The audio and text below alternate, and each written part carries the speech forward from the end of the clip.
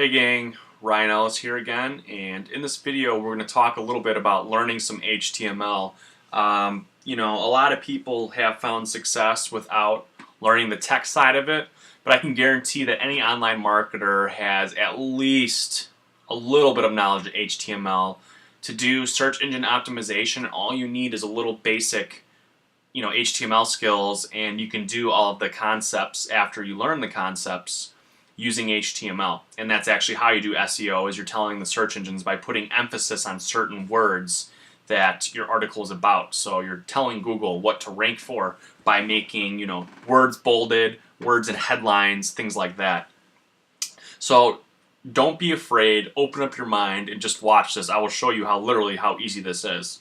So the beginning of every HTML document, I'm not going to be coding to what they call strict standards. It's no big deal. It'll work. I'm not a web programmer. I've learned this just by doing it. So somebody could say who is really good at coding, hey, you're not compliant with the code. Doesn't really mean too much of anything in my opinion. So that's that. Every document begins with what's called a tag, and it's a less than sign, HTML, hypertext markup language, and then a greater than sign, okay? Every tag that has a beginning tag like this has to have a closing tag. Similar how you did, algebra with how you had parentheses and things like that. It's a similar concept. If you have an open parenthesis, you need a closed parenthesis, right? If you have an open quote, you need a closed quote. So I'm going to go ahead and skip a couple lines, and to close a tag, you just put a /HTML. So if you look, it's almost the same exact as the opening, except you just add a slash. That is the basis of HTML. All you need to know is the correct tag names to do what you want, and you're off to the races. That literally is HTML. So after the HTML part, typically there's what's called a head, okay? And remember, when you do an opening tag, you also need to do a closing tag. So I just do that right off the bat, and then any work I need to do in between the head, which is in between the two tags, I can do. In the header, you'll do things like CSS, which just styles text and web pages and things like that, very spiffily, if that's a word. And we're not going to really go into CSS, but if you had some CSS code, you can put it in the head. The title of your web page that appears at the top of the browser bar, especially like on Windows, for example, would be in the title tag. So this is a title, all right? So this would be the title, and now since I opened the title tag, I need to close it. So less than sign / title greater than sign. And that's a title.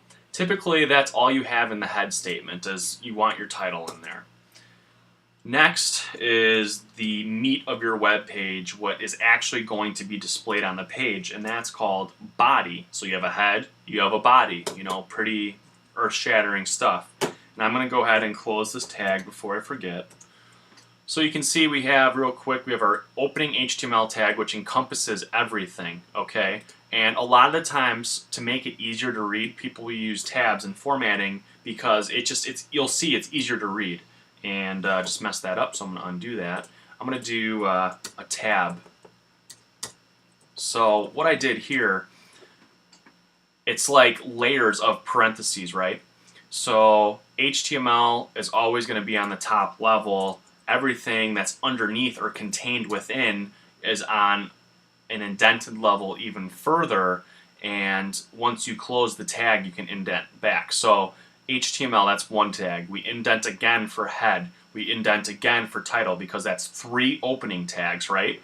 We write our text and then we close the tag. So then we can go back a level, which is, you can see now they're even, and then we close the head tag so we can stay on the same level with body. And then within the body, you can indent further, and then you'll see as I start to create the code that it's going to be a lot easier just to scroll through the code and see. So I'm going to go ahead and save this file. I'll save it in downloads, and it's going to be called, how about, a lot of times it's called index. If you put your index, it has to end in .html. If you have an index.html in your folder on your web host, which I'll show you in a second, if you just go to the folder, you don't even need to type the index.html. If you don't understand, don't worry, I'll show you in a second. So I'm going to save this. Already exists. Okay, whatever. Hopefully I didn't overwrite something I needed. And now I'm going to go to what's called an FTP client. All an FTP client is you're connecting to a remote computer. You're connecting to a hard drive on a computer that is essentially tied to your website. So let me log in to this one, and I am connected. And I'm going to go into my Build Empower Network website. So everything in here, you can see there's some index. I don't think there's an index.html. I'll create a new folder. So I'll create a directory, and we'll call that, how about HTML? That sounds good. So it's going to be buildempowernetwork.com/HTML. HTML folder is created. I'll go into it. Now I need to find my index file, which is right here. And this is my local computer. So these are files on my computer. When I drag it over, I'm dragging it to my web host, and it's uploading it. And you'll see the activity in here. So watch when I release. See, transferring, and then it appears. So now what I can do is I can go to buildempowernetwork.com/HTML. When you go to that folder, it'll look for anything called index.html, index.php, and it'll automatically load that file. So watch this. buildempowernetwork.com/HTML. It's going to be blank because we haven't done any content. Leave this page. And you can see it loaded because you didn't see a 404 error. You know, this page cannot be displayed. It's just a blank page. It's all we have. So once you have that up, you bring your code back, and then you start going to town. So for example, if you wanted to do an SEO, say you wanted to rank for the term HTML, just for the simplicity of this example, you're not going to rank for HTML because, you know, one-word keywords are extremely hard to rank for. So it's possible, but it's going to take a lot of work. So if you wanted to rank for HTML, the first thing typically you would do is you'd create what's called a header tag. Now there's H1, which is the biggest, and it goes all the way to H6, which is the smallest. So since I opened the tag, I'm going to close the tag. And in between these tags will be your header, size 1. 1 is the biggest. So let's just say we did HTML, a complete resource. So Google would go in and say, okay, they're trying to rank for HTML, a complete resource, because this is what is in the header tags, the H1 tags. So I'm going to go ahead and save this. And every time you save it, you're only saving it to your computer, so you have to drag it from your computer over to your web host. And it'll ask if I want to replace. I'll click OK. Now the file's updated on my web server, and I'm going to refresh the page, and you're going to see HTML, a complete resource. Now, say, you know, oh, I want this centered, right? You can go back to your code, and this is how you do, you know, one step at a time, make sure it works. When you're coding, do one thing at a time, make sure it works. Don't do a bunch of code and then see it's broken and then have to go through all these crazy steps, wasting time figuring out what was wrong. If you do it one line at a time, then if it breaks the next time you upload and check your file on this web page, you'll know exactly what you messed up. So if I wanted to center something, I can type center. Who would have thought? Now I did an opening tag. I also have to do a closing tag, right? So the center is encapsulating the H1 and the text. So it's going to center this. Now, typically what you want to do if you have multiple tags is you want to do this tabbing thing I was talking about, right? So I'm going to hit enter, I'm going to hit tab. I'm going to hit enter, and I'm going to go back. So can you see how this is a little bit easier to read? Now you know that you can look, anything that's indented in between these center tags is going to be centered. So you just know right off the bat. So I'm going to save this. I'm going to re-upload it. Come on. Okay, overwrite. Now I'm going to refresh this page, and you can see it centered it. So we got some centered text in H1. So now let's say that we don't want to center anymore, but we want to skip a couple lines. Just by hitting enter is not going to skip lines on your web page. All right, you actually need to do code to skip lines. So just to show you, if I put like just an A and save it and upload it,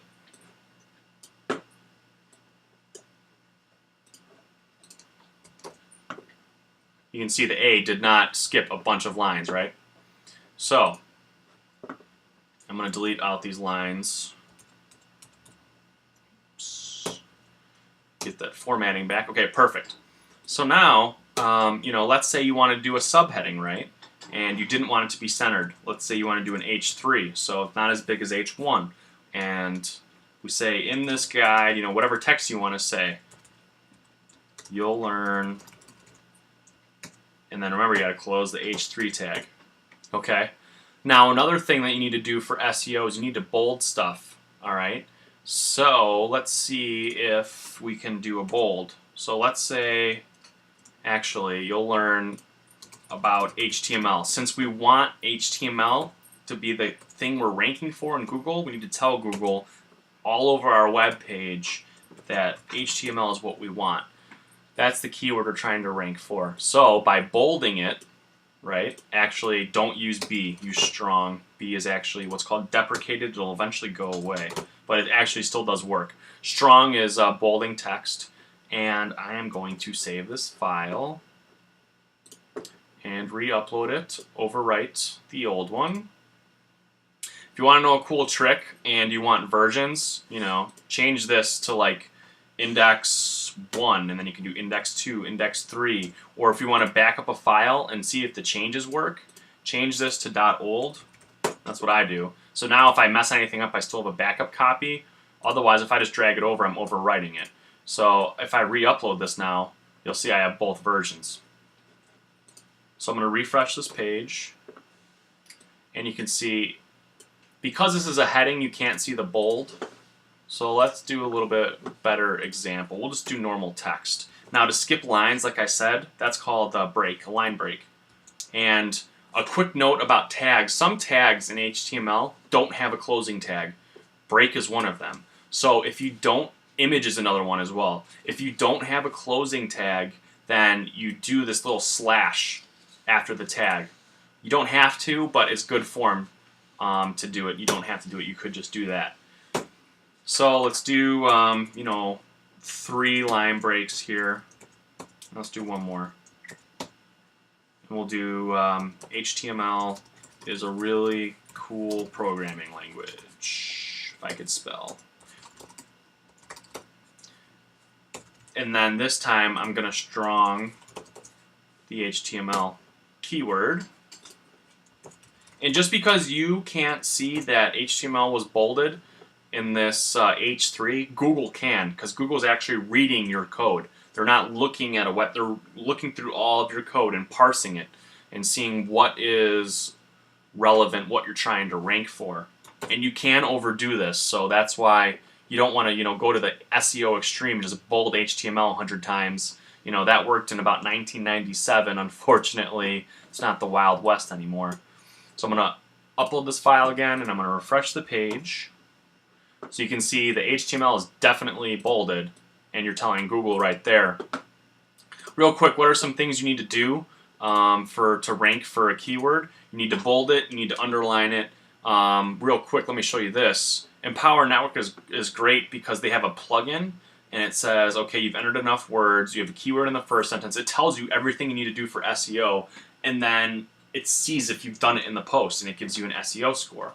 So you can see in this post I was trying to rank for college basketball brackets, and you can see I have it bolded here and things like that. Now, I'm straight coding right here. This probably doesn't look very fun, very enjoyable to you. You'd rather just type, right? That's why WordPress is great, and that's why I use WordPress. I don't like having to code if I don't have to. So I can literally, just select some text like a text editor and word processor and just bold it or italicize it. And then if I do need to go to the code, I can go to the text tab, and you'll see there's that strong we were talking about, college basketball brackets, right? That's this code. So WordPress makes it incredibly easy, and you can see I italicized it here. All right, enough about WordPress. Let's see if there's any other code we want to talk about here.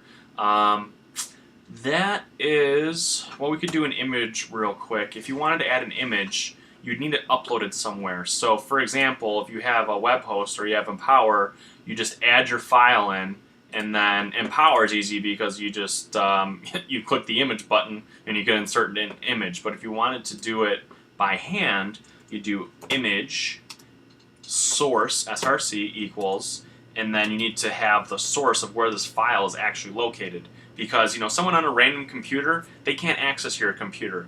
That's not how it works. If your computer's off, they can't get your image. So you need it. This is why you need web hosts. These are computers that are always on, accessible from anywhere. So I'm going to do build empower. Actually, let me just grab a quick a Google image real quick. So we'll do images.google.com, and because we're doing HTML here, we'll do HTML. We'll find an image, and this is actually a good way to learn how to, this looks pretty relevant, get images from Google. So if you do a view original image, all you need to do is copy this. I got my recorder in the way. Copy this, and then paste it in. So let's talk a little bit about this real quick. I'm going to close this tag because there is no slash image, right? So you add that little / before closing the tag with the greater than sign. So this image tag, right? Every tag can have what's called parameters. One of the parameters for image that you'd have to have is the source tag. It's required. Strong doesn't require anything, but you could add parameters like style and add what's called CSS parameters. So everything can have parameters, just about. So this src tag, parameters always have the parameter name followed by equal sign, and then whatever the value is, which is the web URL where the image is hosted, it's encapsulated in quotes. Okay? So let's go ahead and actually put one more line break in here. Actually, let's not. Let's see if it throws it on the same line. I'm going to save this and re-upload.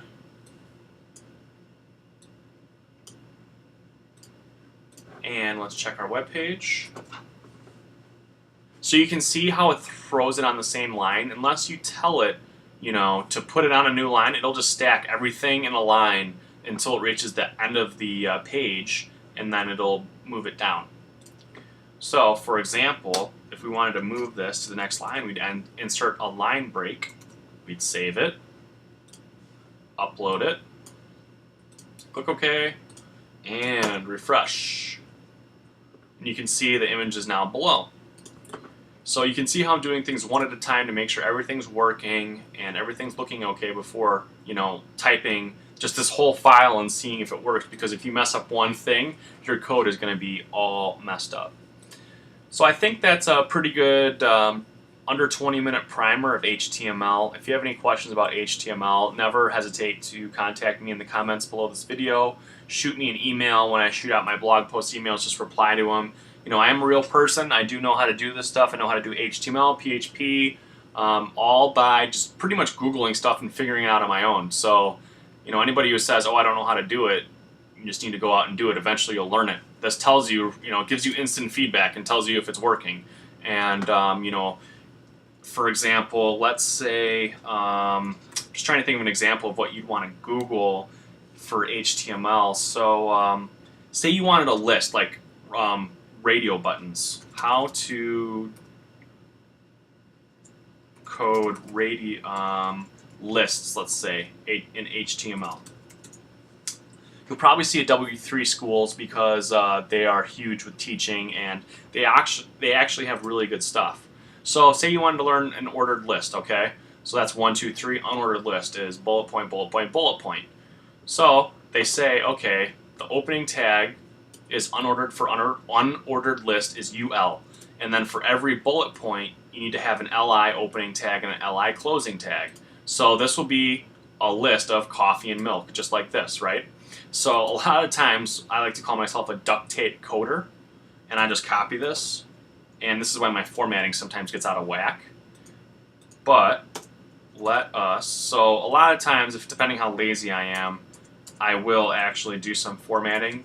I'll do it right now for the sake of argument and the sake of you being able to see it. You can also, because remember we talked about lines, that's not going to start a new line. So if you want to have some spaces between stuff so you can read it better, by all means. So, let's say it's a shopping list. You need coffee, you need milk. Let's say I want to add another item. I'm just going to paste it, copy, paste. and cheese. And I'm going to save that, upload it. So you can see how Google, you can really just type what you want to do, or I'll show you one more awesome trick at the end of this. Where are we at here? So you can see that HTML Basics is our title. Oops, I'm sorry. This is a title. That was our title, right? So this is where you see the title. Our title tag, which was right here. Alright. So let's refresh this. And you can see we got coffee, milk, and cheese, right? The little bullet points. So real quick, if you want to change it to a 1, 2, 3, guess what? You change unordered list to ordered list. And I changed the opening tag, so I got to change the closing tag. The LIs are always the same for lists no matter what. So I'm going to save this, I'm going to re-upload it, and you'll see the bullet points change to 1, 2, 3.